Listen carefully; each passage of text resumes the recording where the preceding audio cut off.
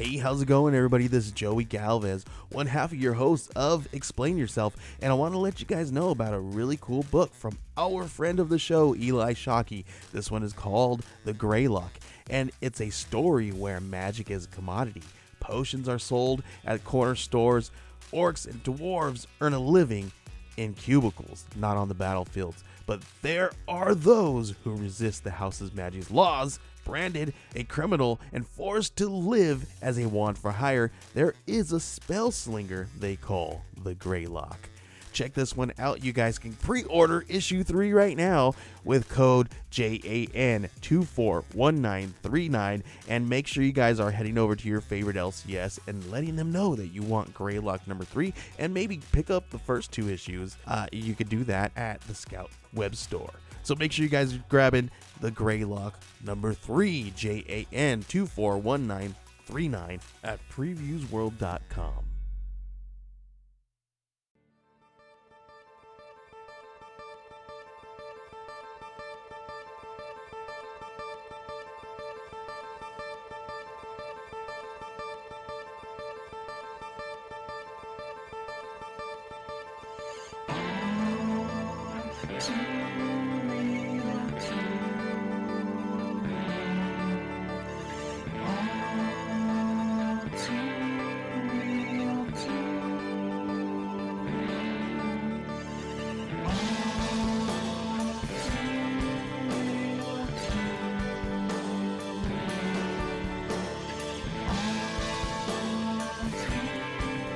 Okay, everybody, welcome to the latest episode of All Too Real 2.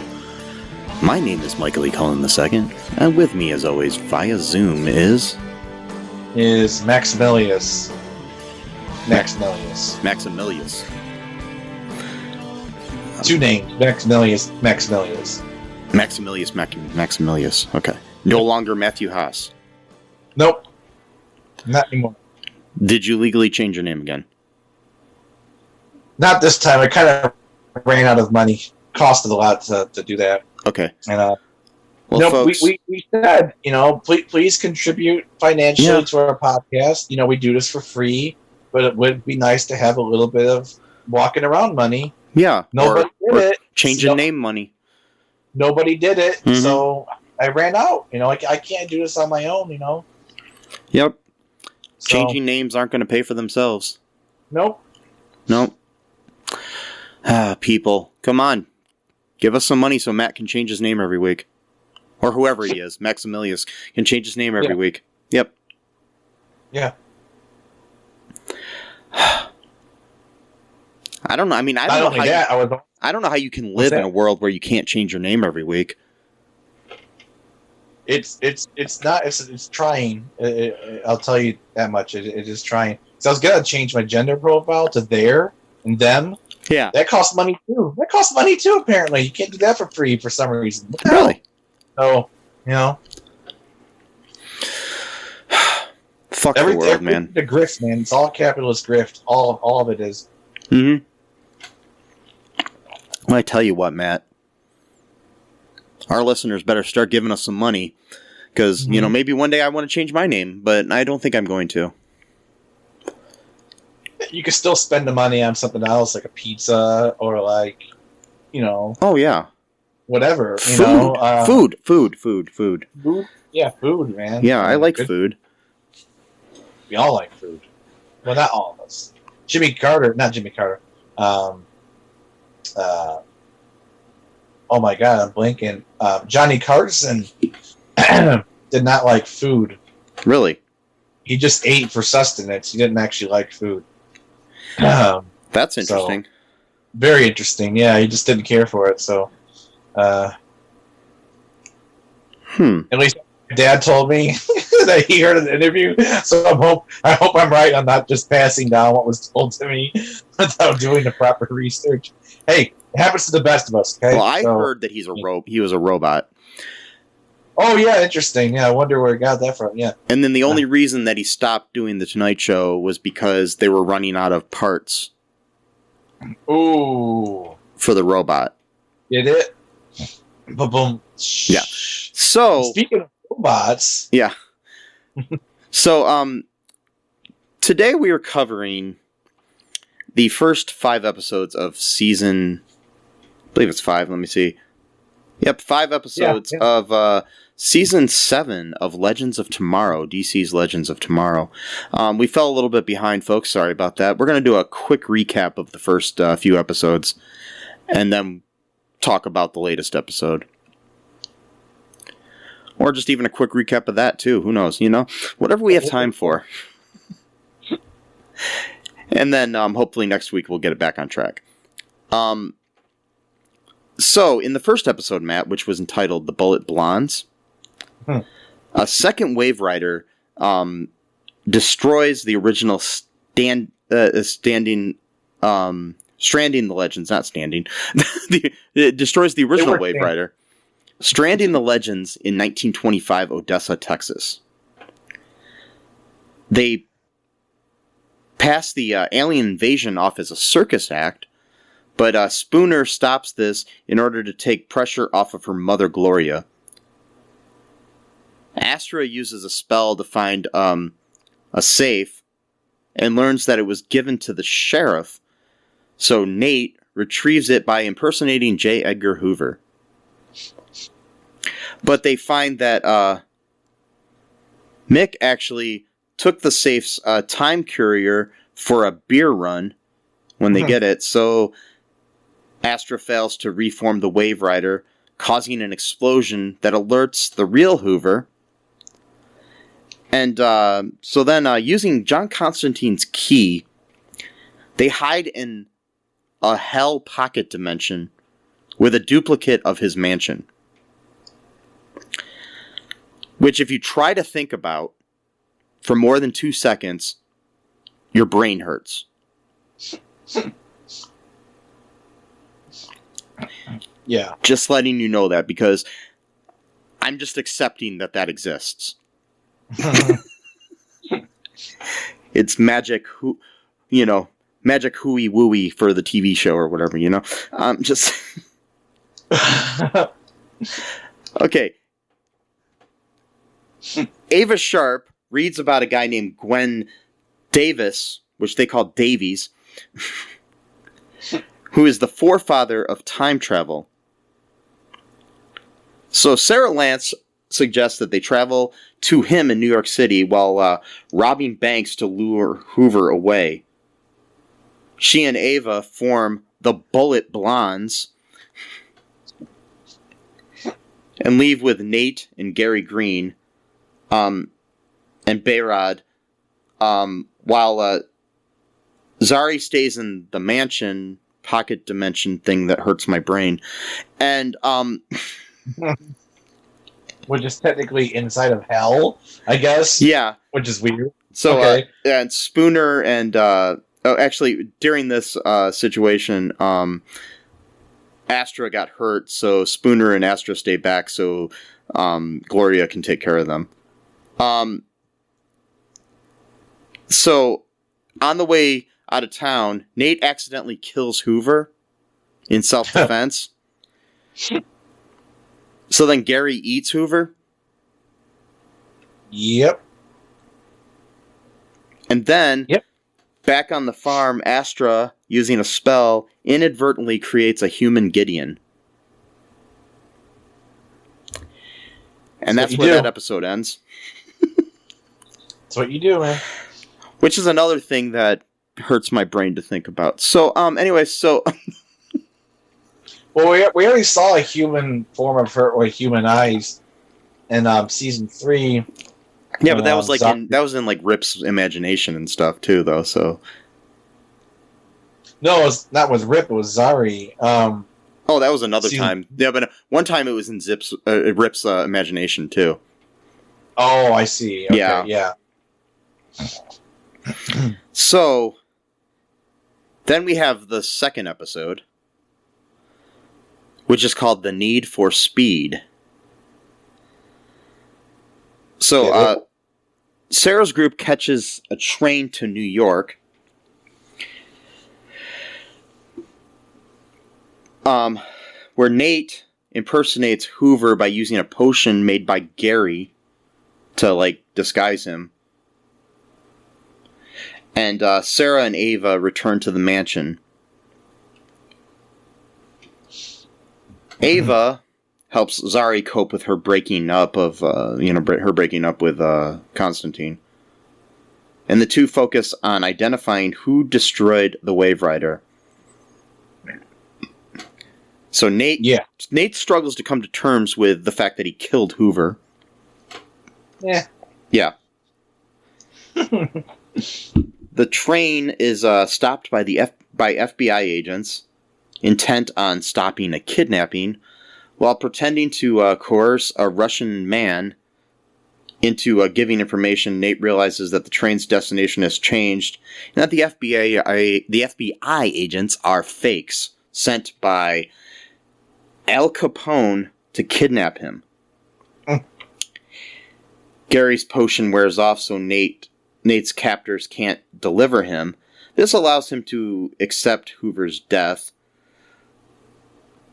The Bullet Blondes pay off Capone's men, but are caught by an aggressive Hoover robot.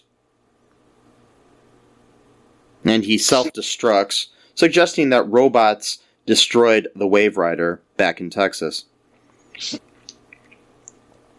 So back in Texas, Gideon acts erratically and is unable to speak.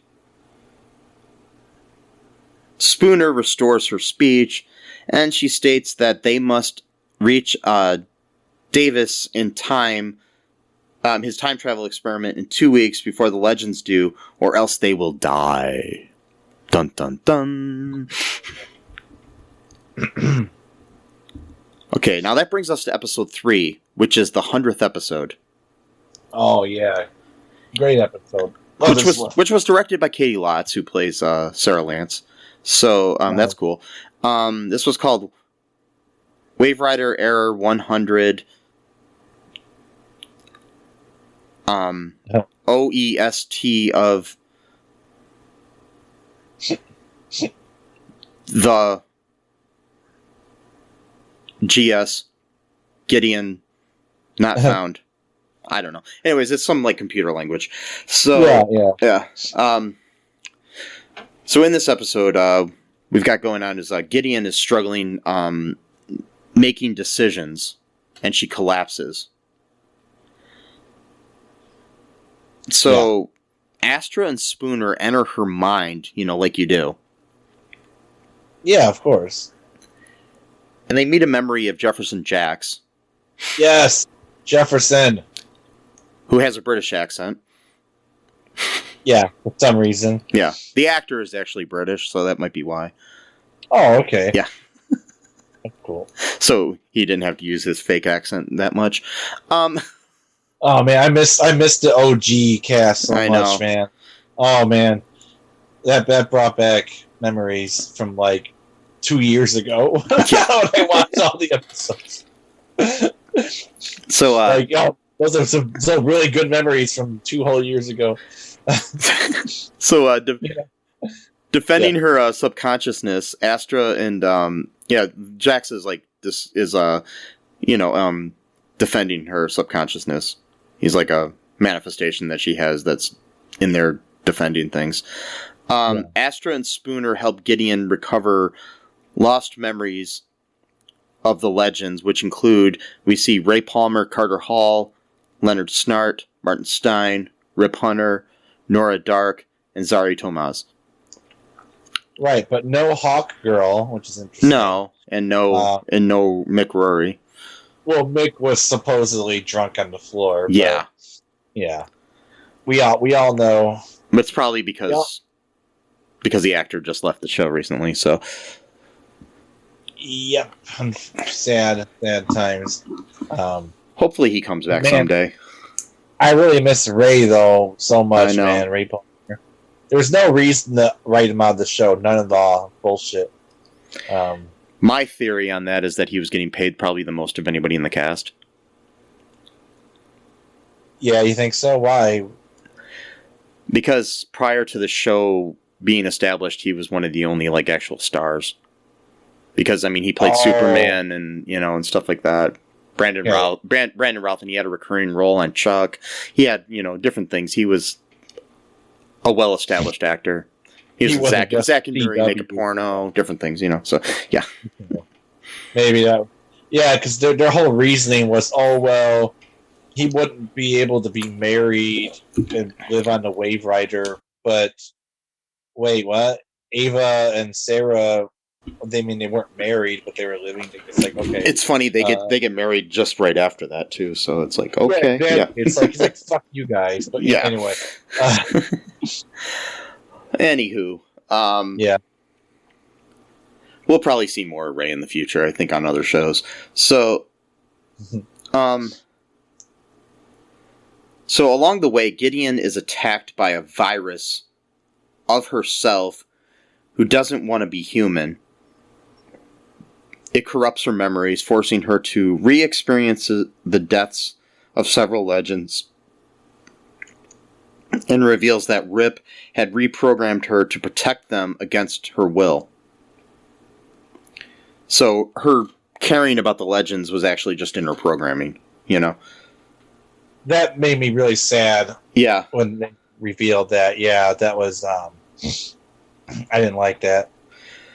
So Jax, Astra, and Spooner uncorrupt the memories and show Gideon happier ones, convincing her to embrace humanity and take control of the virus.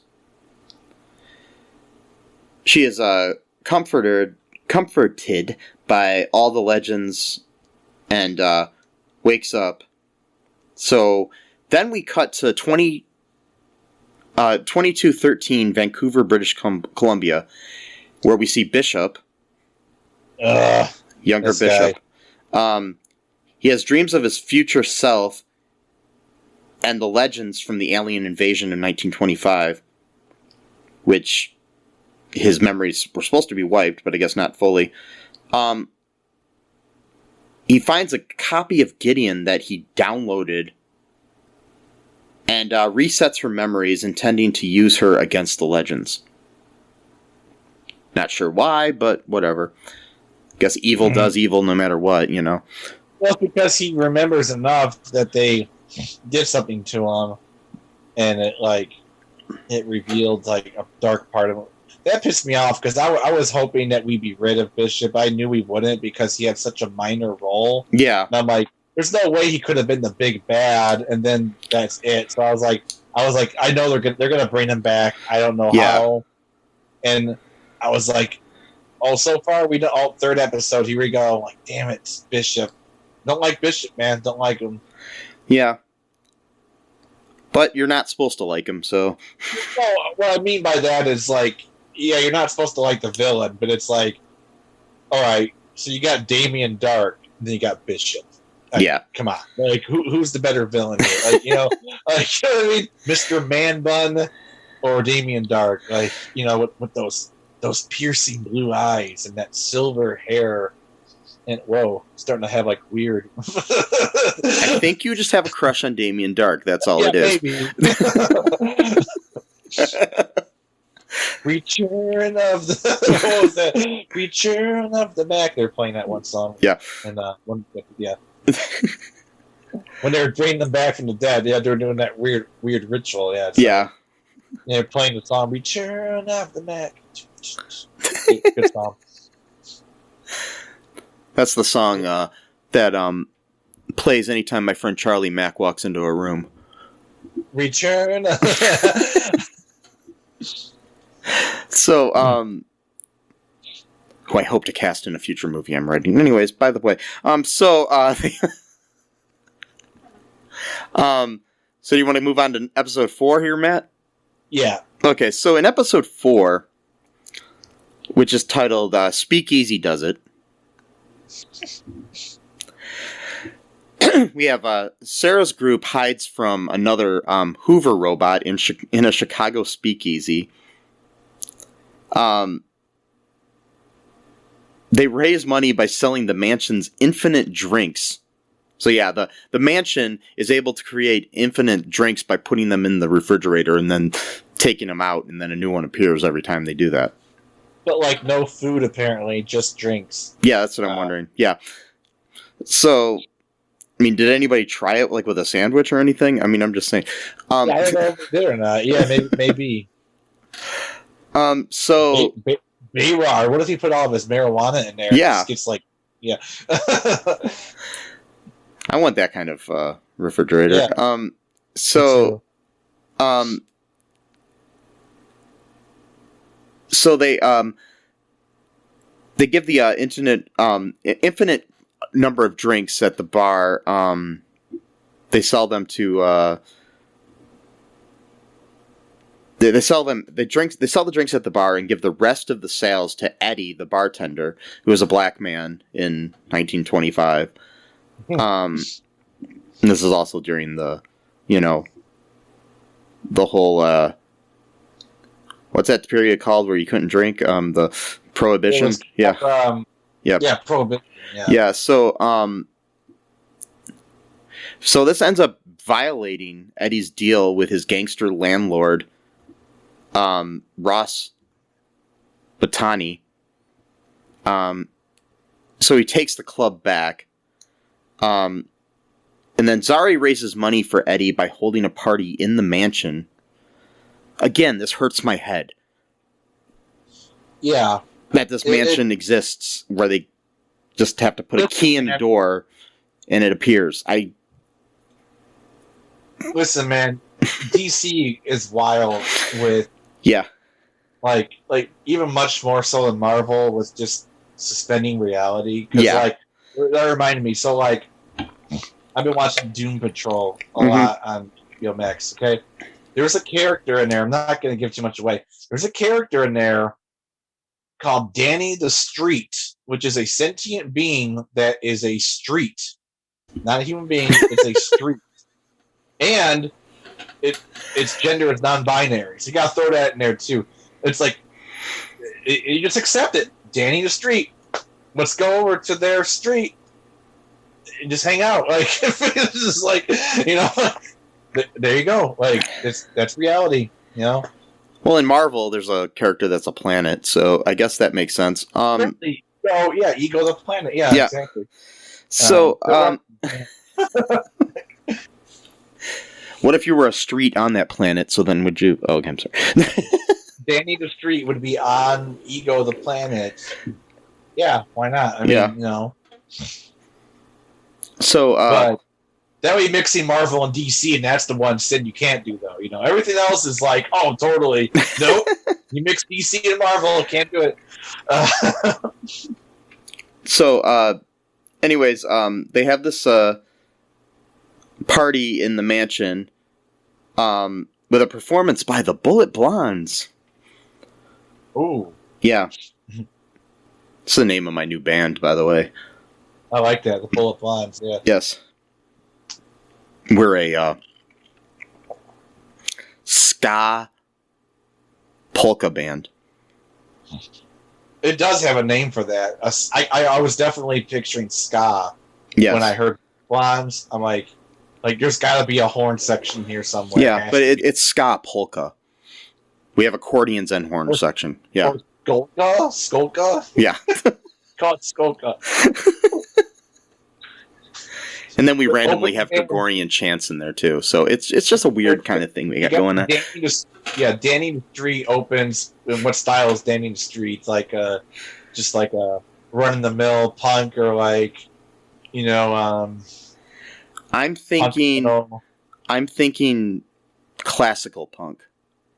Yeah, Danny the Street, classical punk, and then you got Bullet Blondes doing their Skolka hits such as Gary Eats Hoover, 1925 racism. I don't know, and then and Zari's in a pocket, and Zari's in a pocket. Or Zari's in a pizza pocket. No, pocket's fine. Hot pockets. Okay, so anyways,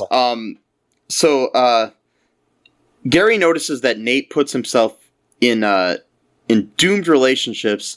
He keeps talking to him about his relationship with Zari, with OG Zari. he puts him in these doomed relationships so that he won't have to commit, motivating Nate to talk to Tomas.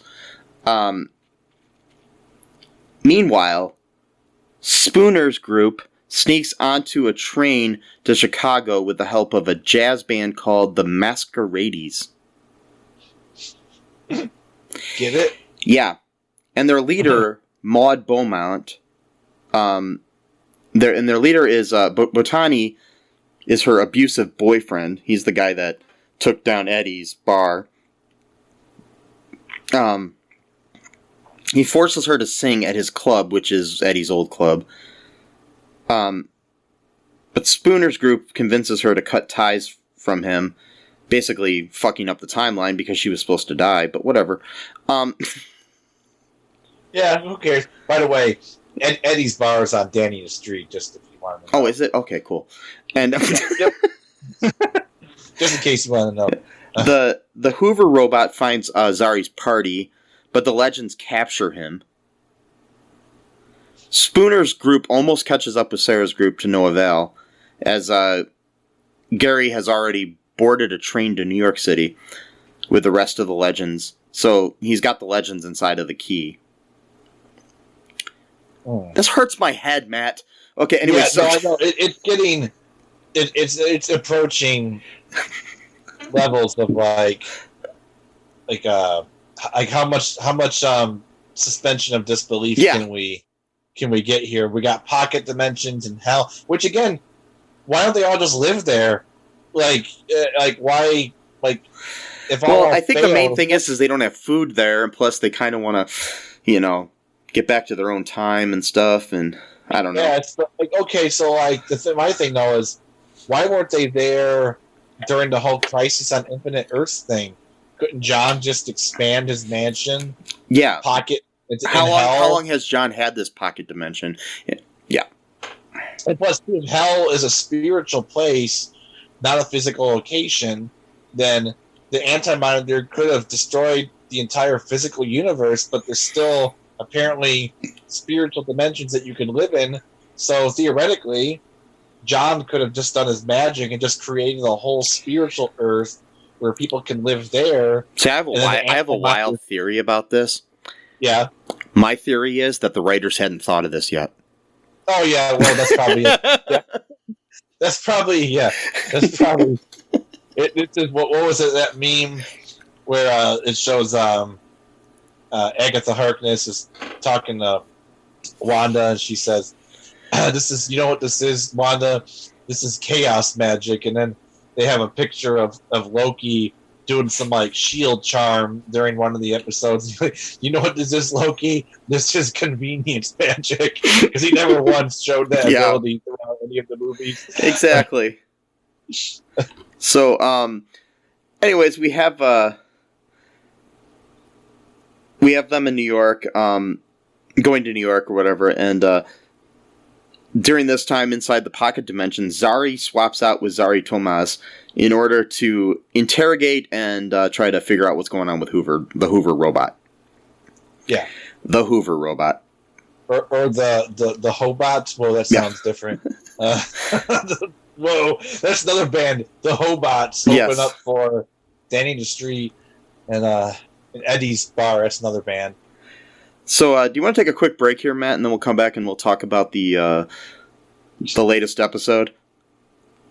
Oh yeah, I forgot. We're just talking about it. Wow. Yeah. Sure. We'll be right back, folks.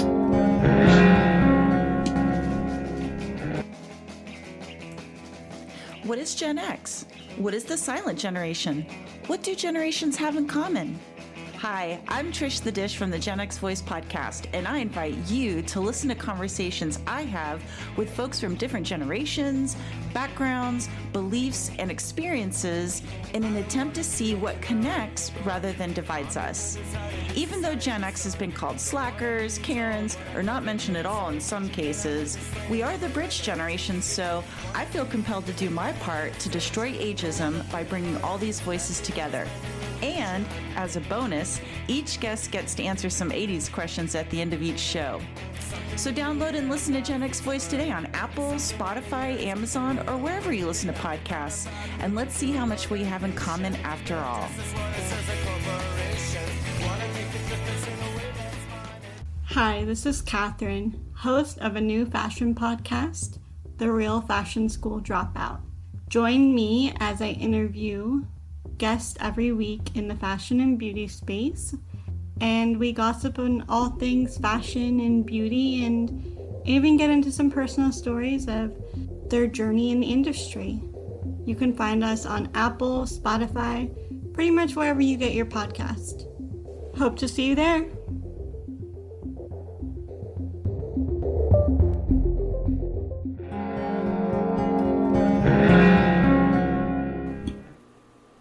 And we are back.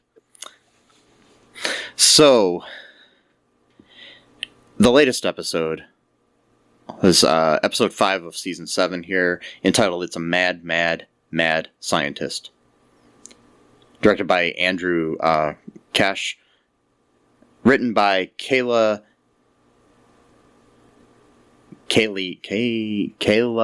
Yay and Payman Kalia and Mark Bruner. I don't know. Anyways, I'm bad with names. This premiered on November 10th of 2021.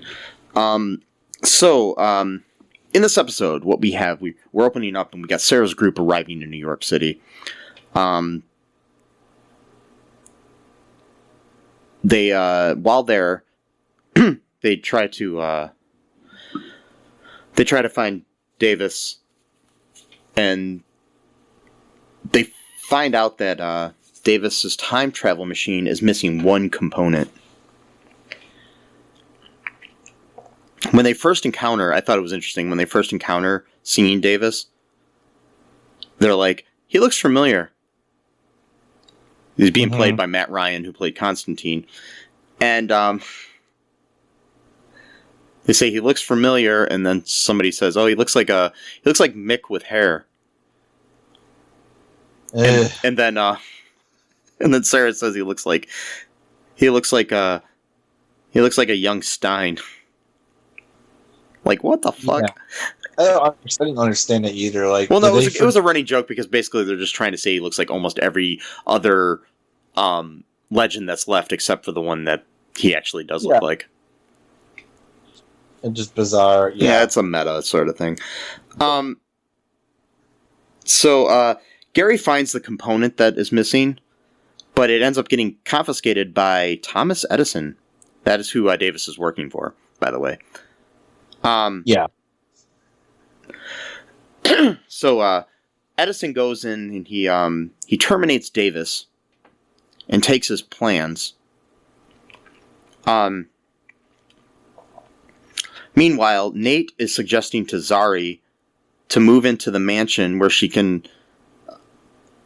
coexist, but she actually just wants him to live in the totem. Yeah. Yeah. So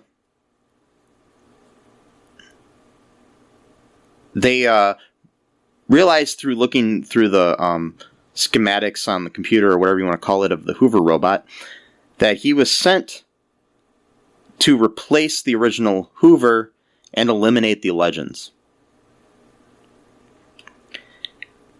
Okay. Yeah. It's like, what? By whom, we don't know, but whatever. I'm assuming it's Bishop. But, Yeah. So we have, we're back at, Davis's, Davis was terminated. He was also sent away to Bellevue Insane Asylum. Yeah. Yeah. That Bellevue. Yeah, because that's obviously, I guess, what your employer can do if he fires you. Hey, it's 1925, man. I mean, Yeah. I guess so. Yeah. Because I think he's crazy because he's trying to create time travel.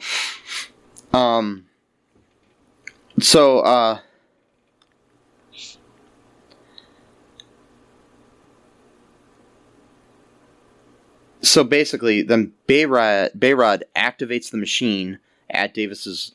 They figure out the machine is at Davis's residence. Behrad activates the machine, but this erases Gary and Ava from existence somehow. Yeah. I understand Ava being erased, but I don't get Gary. But anyways, so... Yeah, exactly. Yeah. Wait, he was an alien before he came yeah, but to the Time Bureau. It just didn't make sense. He already would have existed. Yeah, okay. Yeah. Good job, guys. Time travel is kind of hard to write. It's like that.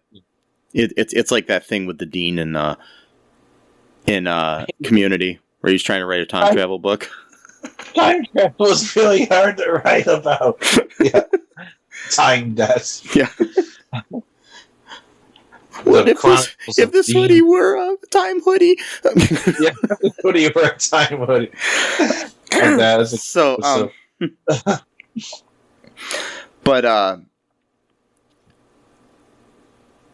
So anyways, Zari reprograms. Okay, first off, actually, Sarah goes and helps Davis escape from the mental institution. Says that he's going to help him get his loved one back if she helps her get her loved one back. Zari has reprogrammed Hoover to steal Davis's plans back, but when they're going to confront Edison, he explodes, which gives Edison a heart attack, to which he dies. He falls onto a coffee table and dies.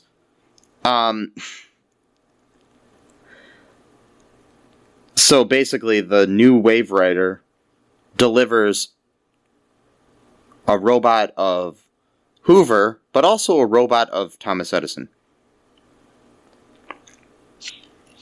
What the fuck? Yeah. Davis activates the machine himself, restoring Ava and Gary to the timeline. Which, if you think about more than a minute, your head hurts too. Yeah. So Astra's group nearly makes it to New York City with the help of Erwin George Baker, who was a real person. I thought he was like a person created for the show. Mm-hmm. But Erwin Baker, known as Cannonball Baker, was an American motorcycle and automobile racing driver and organizer in the first half of the 20th century. Baker began his public career as a vaudeville performer, but turned to driving and racing after winning a dirt track motorcycle race in Crawfordsville, Indiana in about 1904. He was also famous for his record-setting point-to-point drives, in which he was paid to promote the products of various motorcycle and automobile manufacturers. In all, he made 143 cross-country motorcycle speed runs, totaling 550,000 miles. Wow. In 1908, Baker purchased an Indian motorcycle and began entering and winning local races. His most famous victory came in 1909 at the first race ever held at the newly built Indianapolis Motor Speedway.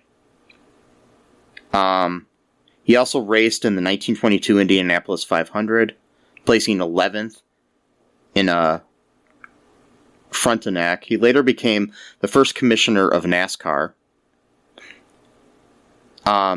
He was inducted into the Indianapolis Motor Speedway Hall of Fame in 1981, the Motorsports Hall of Fame in America in 1989, and the American Motorcyclist Association Motorcycle Hall of Fame in 1998. So yeah, he did a lot. So yeah, he was a real guy. Yeah. I thought they just made him up for the show, but yeah, me too. But he's well, they're trying to get there with the help of him, but somebody steals the car, with Gideon in the back seat sleeping. Yep. and they're almost at New York when this happens, but not close enough to stop things. So they come up with the idea for Astra to short circuit all of New York City's power to stop the time machine from being started, because basically what they know is going to happen from Gideon is that everybody's going to blow up basically in the time machine. Yeah. He's just going to die in there and stuff like that. Which is weird, because he started it at first, though, which brought back Ava and Gary, so why wouldn't he explode that? But it probably just didn't start fully or something, I don't know. Who knows? If you think about it for more than 2 minutes, your head explodes, I'm telling you. This is convenience time travel. Yes. So Astra has short-circuited all of New York City to stop the machine. They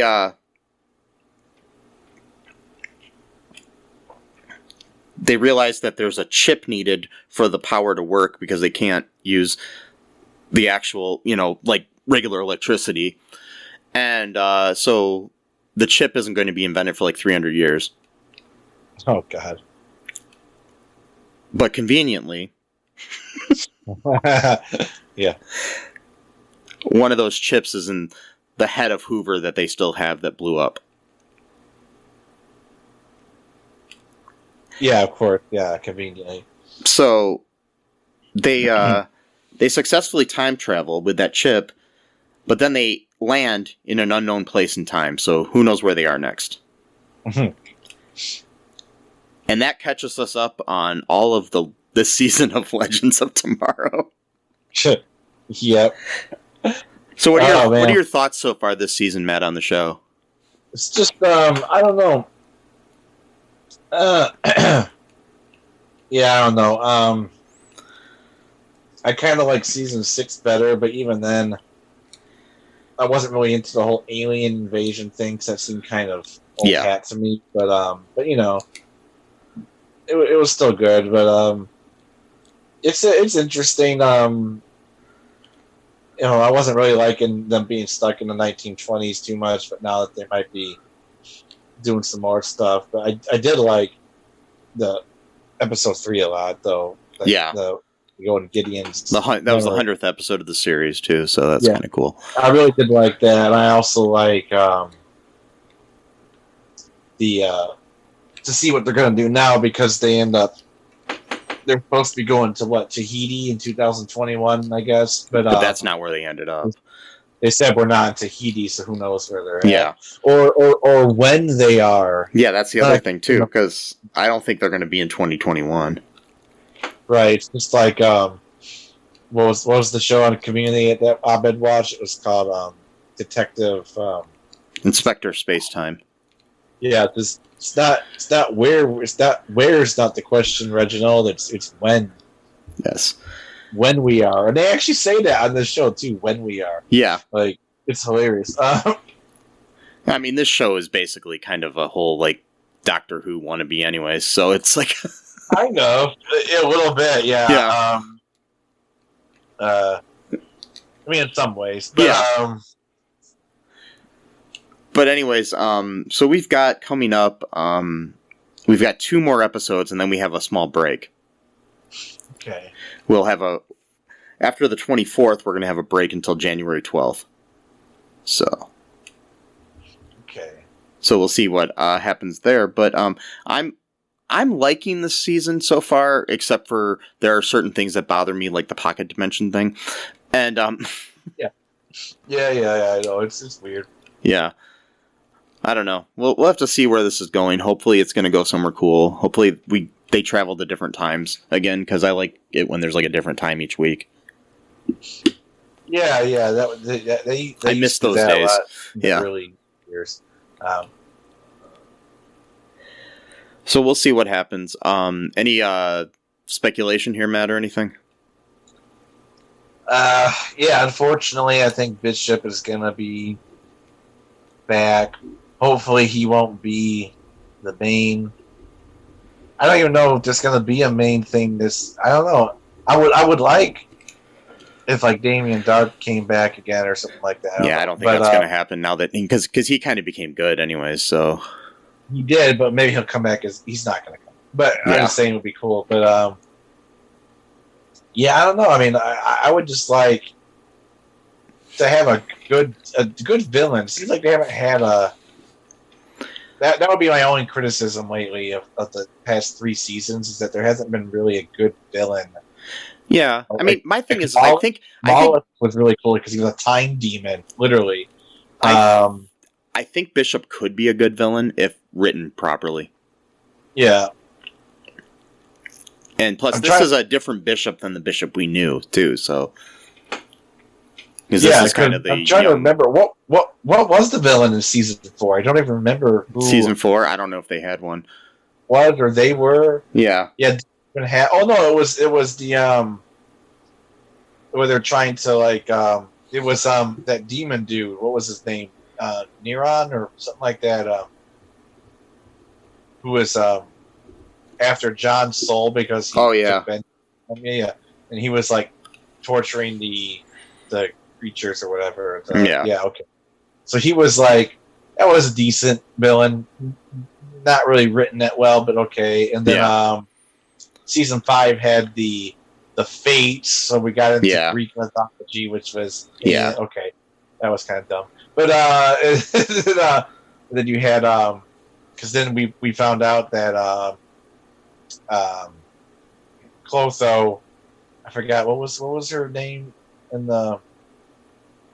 God damn it, I forgot her already. That's the other thing about Legends. Like you forget about characters that just left not that long ago. Because you have so many fucking storylines. There's Charlie is who you're thinking of. Yeah. Charlie, so, like we first, she's introduced as like a being from hell that escaped, and they're going to have to send her back to hell. So basically, they were like time cops now, which is weird because Mick hates cops, and he basically became one. And then they didn't send her back to hell. And like, oh, that's nice. They saved her. And then it's like, oh no! It turns out that she's actually one of 3 time goddesses that control the fates of the world. And then she left, and now they're looking for her. I'm like, okay. I tell you what. At least that was better than Gary as an alien. Yeah, that came out of nowhere and everything too. I mean, I'm hoping that this season doesn't have any more weirdness that makes your brain hurt, like the pocket dimension. But John's pocket dimension. Well, that sounds bad. John's pocket dimension. Yes, that's another band name. John's.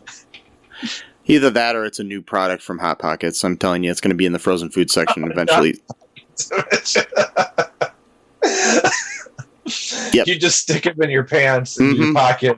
Let them sit there. Let them thaw out. Don't even cook them. Let them thaw out, and then you eat them. Yeah. You have a nice pizza pocket in your pants. And so, any other thoughts here, Matt, before we wrap things up? No, nothing. Okay. Well, folks, make sure you check out all2real2.com. Share it with your friends. That helps out a lot. If you like this episode or any of our episodes, please share it with your friends. That'll help us out immensely. Give us a 5-star review. That'll help us out immensely as well. Immensely. And immensely. And if you if you can, check out our Patreon or our TeePublic. That'll help us out too. So Matt can afford to change his name every week. And and I can get some John's pocket dimensions. Yeah. And eat them, I'll get some John's pizza pockets in my pants. And then we'll Pizza Pocket Pants. That's my new name. I will legally change my name to Pizza Pocket Pants if somebody gives us $1 million. Dude, that sounds so weird. Pizza Pocket Pants. Pizza Pocket Pants. Yes. I will legally change my name to that. Food. If you give me $1 million, I will change my name to that. The pizza pocket pants. Yes. I may not use it, but I'll change my name legally to that. Hey, you know what it says? You have to be called by that name. Yeah. I'll still go by Mike, but I'm not going to. You can say, my name is Pizza Pocket Pants, but you can call me Mike. Yes.